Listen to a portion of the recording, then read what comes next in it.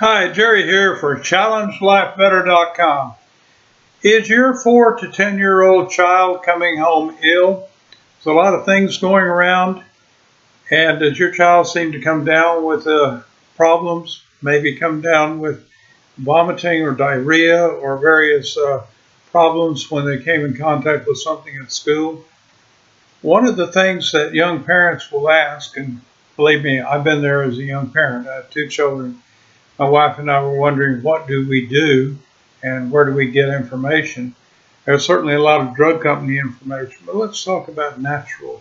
Again, I, in the past, have spoken to you about this issue. I will tell you, I'm a naturopath dealing in nutrition. I'm not a medical practitioner, so what I'm telling you is what I would have done for my own children. And I will tell you that there are a lot of things that you can do to improve the discomfort of a child or even prevent this from happening in the future. When a child comes home, one of the most important things you want to do, one of the things that your heart goes out to them, is give them some kind of relief, some kind of ability to not have to worry about the pain and discomfort that they have. One of the fastest ways if a child is really fevered is to put them in a cool bath.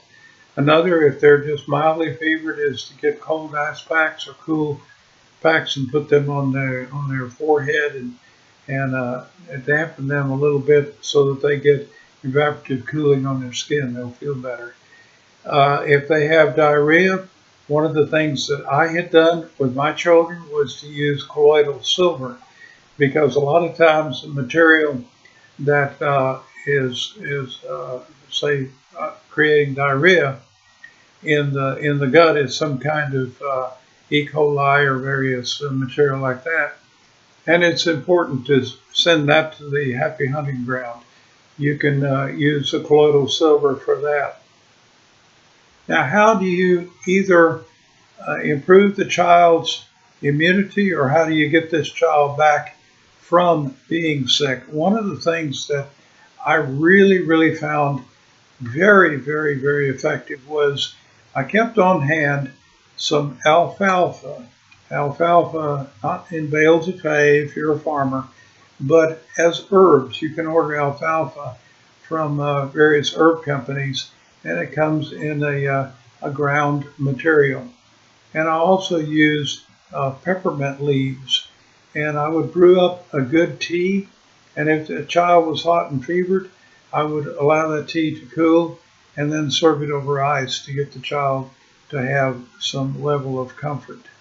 It's important to remember that any form of sugars is not good when there's a season of infections, because in previous videos I've explained that a dose of sugar for a child lowers or virtually eliminates immunity for about 6 hours. So if they ate something sugared, a Pop-Tart in the morning, pretty much their entire day at school, they're open to some form of infection or acquiring some form of infection. So it's really important to begin to look at every small thing that we do for a child to set them up so that they don't become infected with whatever's out there.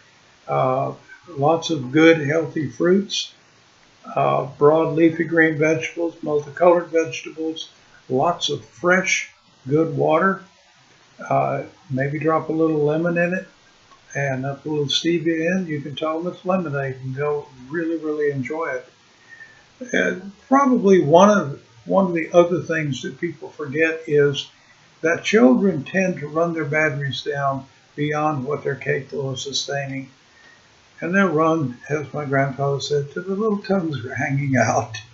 So we want to avoid that. If there's a lot of infection problems going around, the bug is going around, you want to make sure that your child has a constant schedule for going to bed, for getting the rest, because when their bodies are developing and growing, one of the most important things beyond eating and breathing is rest, because the body has to have time to put everything back that was worn down and also find time to build the bodies of these little people.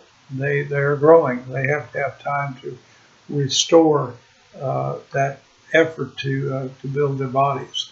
So, in closing, I want you to know it's not an uphill battle.